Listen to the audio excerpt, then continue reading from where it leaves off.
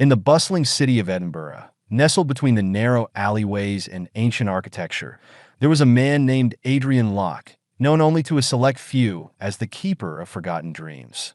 Adrian lived a quiet life on the surface, working as a rare bookseller in an antiquated shop filled with dust, leather-bound books, and shelves that seemed to reach up to infinity.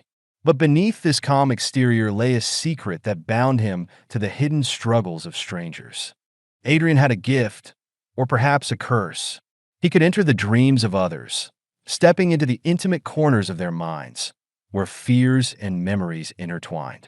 Since discovering this ability in his youth, he'd spent years honing his skill, visiting people in their dreams, guiding them through unresolved traumas, helping them confront buried fears, and sometimes simply offering comfort. But he kept his talent hidden, fearing the consequences if the world discovered his power. One evening, just as Adrian was closing up his shop, a young woman rushed through the door, her face pale and panicked. She looked exhausted, as if she hadn't slept in days. She introduced herself as Elara, her voice trembling as she explained that she'd heard whispers about his abilities and that she was in desperate need of help. Adrian hesitated. He had always been careful about whom he allowed into his hidden world. But something in Elara's pleading eyes struck him deeply, a resonance of sorrow and desperation he couldn't ignore. With a solemn nod, he agreed to help her. That night, as Elara lay asleep in the small room behind his shop, Adrian closed his eyes and let his mind drift into hers. He found himself in a vast, endless field under a sky without stars. The air was thick, and there was an oppressive silence that seemed to weigh on his chest. Elara stood in the distance, surrounded by shadowy figures, their forms flickering like dying embers. As Adrian approached her, the shadows shifted, moving with unnatural fluidity, their faces blank and hollow. He realized with a jolt that these were not ordinary fears. They were fragments of her deepest, most haunting memories. With a steady voice, he called out to her, reaching through the darkness. "Elara, you're not alone. I'm here with you." Elara turned, her eyes wide with a mixture of fear and hope.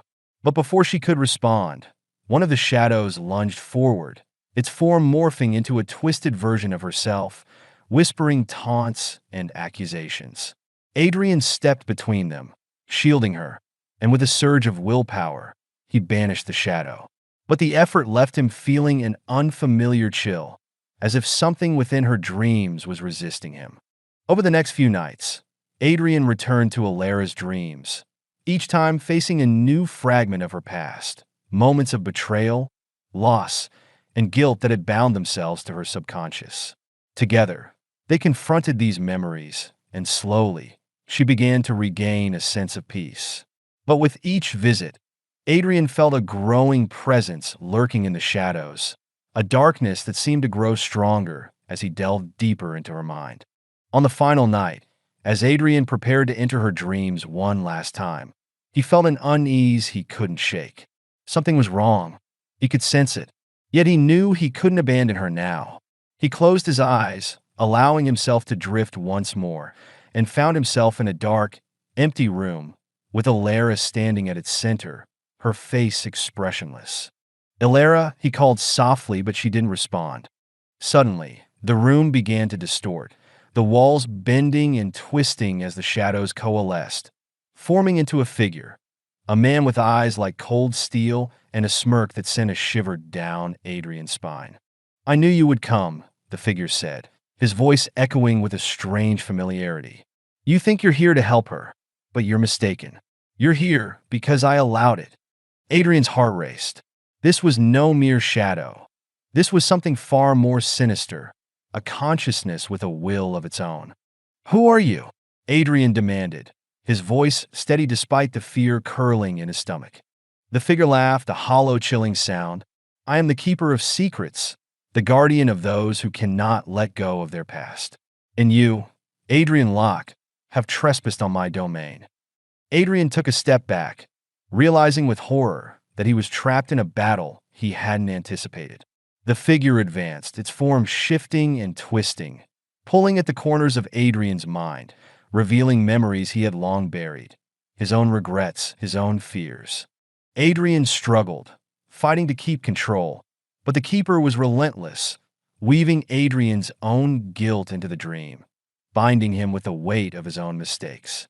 Just as he felt himself beginning to succumb, he remembered Elara's face, the determination in her eyes, and with a final surge of strength, he reached out, grasping the keeper's shadowy form.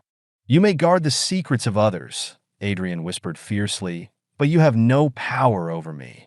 With those words, the darkness shattered, and Adrian found himself back in the waking world, gasping for breath. Elara lay beside him, peaceful, free from the shadows that had haunted her. But as Adrian looked into the quiet darkness of his shop, he knew that the keeper of secrets was still out there, waiting, watching. And he understood, with a deep, unsettling clarity, that he would be drawn back to that realm of forgotten dreams. For he, too, had secrets he could not escape.